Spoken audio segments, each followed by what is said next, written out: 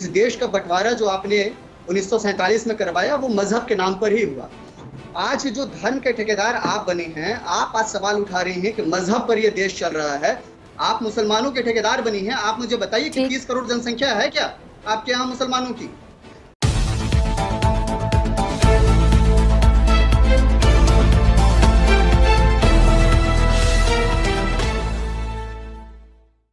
भारत के अपने अंदर ऐसा माहौल लग रहा है और लग ऐसा रहा है कि मोदी साहब को ना कोरोना से निपटने की कोई फिक्र है, ना कोई परवाह है, ना माशी सूरत हाल की कोई टेंशन है, बल्कि मोदी साहब के लिए सबसे बड़ा मसला आज भी पाकिस्तान है और भारत के अंदर सबसे बड़ा मसला मुसलमान है।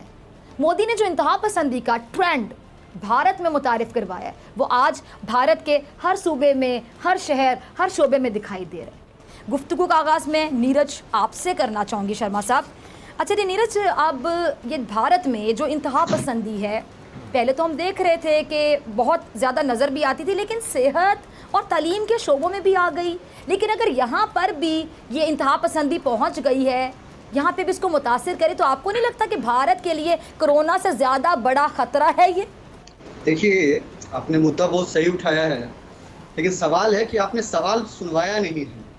किस कॉन्टेक्स्ट में मैडम ने, प्रिंसिपल मैडम ने क्या कहा, या आपने हमें नहीं सुनवाया। आपने केवल जवाब सुनवाया। हम आपसे गुजारिश करते हैं कि पहले हमें जरा सवाल सुनवा दीजिए, फिर हम समझ जाएंगे कि जवाब उनका क्या है पूरा का पूरा। दूसरी बात, आपने मजहब पर कहा, तो इस देश का बंटवारा जो आपने 1947 में करवाया वो मजहब के नाम पर ही हुआ। पाकिस्तान जो बना वो मुस्लिम लीग के ही किसी बंदे ने मांगा, और आपने एक पाकिस्तान नाम का देश जो है धर्म के नाम पर बनवाया। आज जो धर्म के ठेकेदार आप बने हैं, आप आज सवाल उठा रहे हैं कि मजहब पर यह देश चल रहा है। ये देश आज से नहीं चल रहा है। 1947 और शायद 1947 के बहुत पहले हमारे यहाँ राम मंदिर पर हमला हुआ, बाबरी मस्जिद बनाया गया, या उसके और पहले मोहम्मद गोरी जैसे लुटेरे यहाँ आए। आप कह रहे हैं मजहब आपके आज की बात है। मजहब जमाने से चलता यहाँ आ रहा है, और जमाने से मैं तो कर रहा हूँ सदियों से चलता आ रहा है। अच्छा शर्मा साहब, सॉरी मैं आपकी बात काट रही हूँ जी। आपने कहा, आपने जो मजहब के हवाला दिया, आप मुझे बताएं कि तब भी ये क्यों हुआ था, तब ऐसा क्या हो रहा था और अब ऐसा क्या हो रहा है? आपने नहीं देखा कि भारत में कितना जुल्म किया जा रहा है माइनॉरिटीज पे, खास तौर पे मुसलमानों पर? आप भूल गई जो पाकिस्तान में हो रहा माइनॉरिटीज पर। कितने माइनॉरिटीज हिंदू बचे हैं वहाँ पर, जरा आप मुझे बताएंगे क्या हो रहा है पाकिस्तान में? डॉक्टर फिजा, आप मुझे बता दीजिए कि कितने हिंदू बचे हैं? या तो हकीकत को रखा जाता है, हकीकत हो कि तुम्हें यकीनन याद होगा। सुन लीजिए, हमारे यहाँ मुसलमान 30 करोड़ से ज्यादा हैं। शायद आपकी पूरी जनसंख्या भी नहीं होगी 30 करोड़। आप मुसलमानों के ठेकेदार बनी हैं। आप मुझे बताइए कि 30 करोड़ जनसंख्या है क्या आपके यहाँ मुसलमानों की?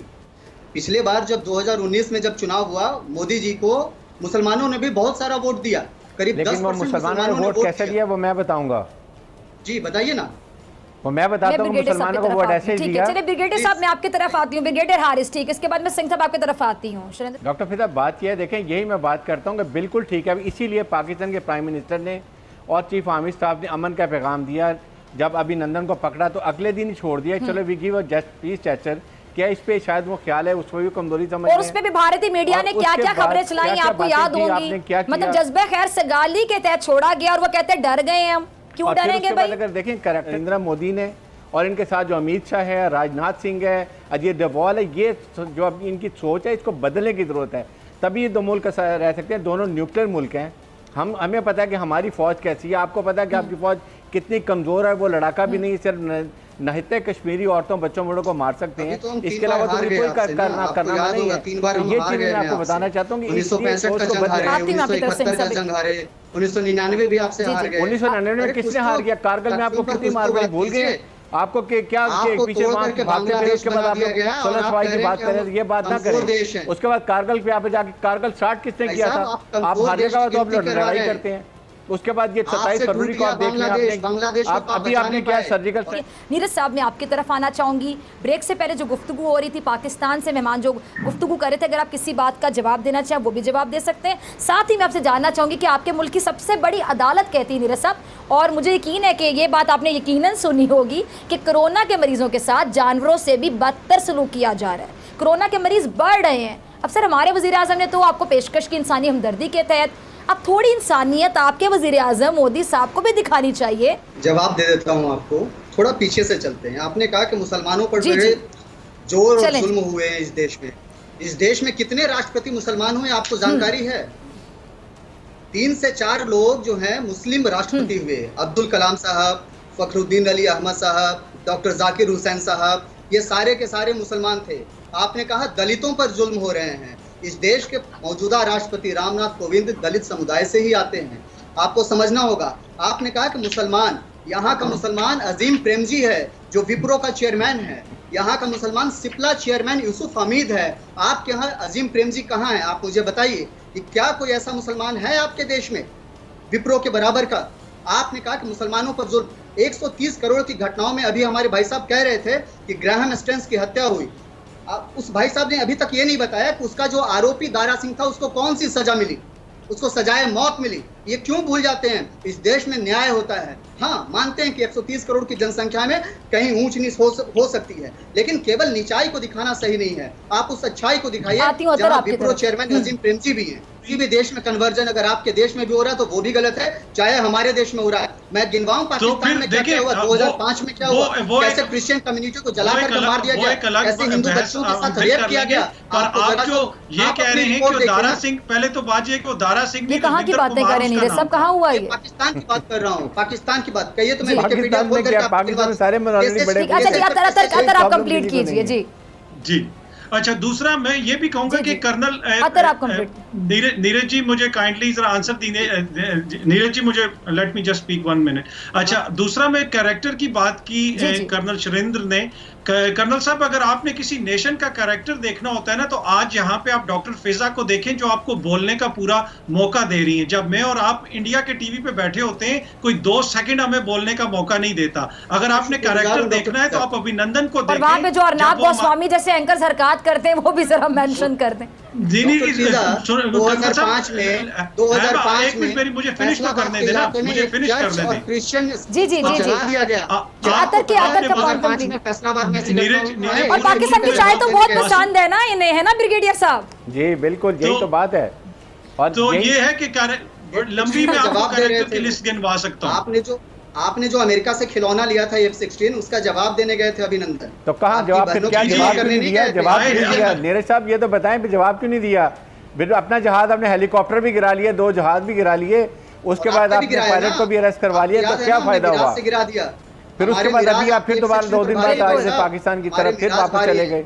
फोर्स का भी पता है आपको, अपनी मशीन भी ऑब्सोलीट है, आपकी फौज भी अनट्रेंड है। वो मैंने आपको पहले कहा कि वो गरीब बेचारों नहते लोगों को मार सकते हैं। पाकिस्तान की फौज का मुकाबला नहीं कीजिए, इसलिए हम आपको पैगाम अभी भी देते हैं, हमेशा आपको पैगाम देते हैं कि आराम से बैठ के बात करें। आपके बस की बात नहीं करना। भारत में मुसलमान सुकून से, फिर भारतीय वजारत खारजा ने मजहबी आजादी के खिलाफ इंक्वायरी करने वाली जो अमेरिकी कमीशन है उसे वीजा देने से इनकार क्यों किया है? अभी आपने, मैं ब्रिगेडियर साहब के लिए जरूर रिक्वेस्ट करूंगा कि सर आप जरूर कंसिडर करें कि लड़ाई किसको करनी है या किसको नहीं करनी। अगर हमें लड़ाई करनी होती तो सर हम लड़ाई डिक्लेयर करने की काबिलियत रखते हैं। डॉक्टर बेदा, इस पे मैं आई वांट टू रिस्पॉन्ड। देखें कर्नल सुरेंद्र, बात यह है कि पाकिस्तान के प्राइम मिनिस्टर जो ही अपनी अपॉइंटमेंट ली तो उन्होंने सबसे पहले नरेंद्र मोदी को यही बात की कि आप 1 कदम आए, हम 2 कदम जाएंगे। उसके बाद फिर आपने सर्जिकल स्ट्राइक की बात की, इवन उस वक्त भी यही बात की गई कि जी आप आए, तमाम तस्वीरों का मसलों का हल जो है वो बैठ के करते हैं। बैठने पे तो आप तैयार नहीं हैं। उसके बाद आपने जाके 370 को रिवोक कर दिया कश्मीर के अंदर, जो कि एक यूनाइटेड नेशन का एक मसला आपके सामने चलता आ रहा है, प्लेबोसाइट का। और वो जो जाली ऑपरेशन था ब्रिगेडियर साहब, उस पे भारतीय सहाफियों ने भी सवालिया निशान खड़े कर दिए थे नरेंद्र मोदी के लिए, नीरज शर्मा को याद होगा। फिर आपने शिमला मुआहदा की बायलैटरल इशूज आपने वो भी खत्म कर दिया। तो लड़ाई झगड़ा तो आप खुद शुरू करते हैं। उसके बाद हमने अभी भी आपको पैगाम दिया कि बैठ के बात करें, लेकिन आपके प्राइम मिनिस्टर के दिमाग में मुझे समझ नहीं आती कि क्या है कि वो नहीं बैठ के बात करना चाहते। वो चाहते हैं कि लड़ाई हो, झगड़ा हो, अपने आवाम के टेंशन डाइवर्ट करें। प्रॉब्लम ये देखिए कर्नल सुरेंद्र, बात ये प्रॉब्लम ये है कि आपके प्राइम मिनिस्टर के फेल हो गए हैं अपने आवाम को सेटिस्फाई करने के लिए, जिसकी वजह से वो अपने आवाम को टेंशन डाइवर्ट करने के लिए वो ये बात करते हैं, अपने आवाम को टेंशन डाइवर्ट करना चाहते हैं। बात ये है। जी नीरज शर्मा जी, अब कहिए क्या कह रहे हैं? मैं कह रहा हूँ मैडम, मैं कह रहा हूँ ब्रिगेडियर साहब शांति की बात कर रहे हैं कि हम अमन चैन चाहते हैं। पाकिस्तान को फुर्सत कहाँ है? कभी वो पाकिस्तान चीन के पीछे चल रहा है, पहले वो अमेरिका के पीछे था। तो शहमात के खेल में तो पाकिस्तान घिरा हुआ है। नरेंद्र मोदी जब शॉल लेकर के गए आपके यहाँ नवाज शरीफ से मिलने, तब आपको वो शांति का पैगाम नहीं नजर आया। वाजपेयी जी ने जब लाहौर की मीटिंग की, तब आपको शांति का पैगाम नजर नहीं आया। पीछे से मुशर्रफ साहब को आपने भेज दिया करगिल में। आपको पता है करगिल में आपने क्या किया? तो भाई आप तो हमेशा से जाने जाते हैं पीठ में खंजर भोंकने के लिए। खंजर तो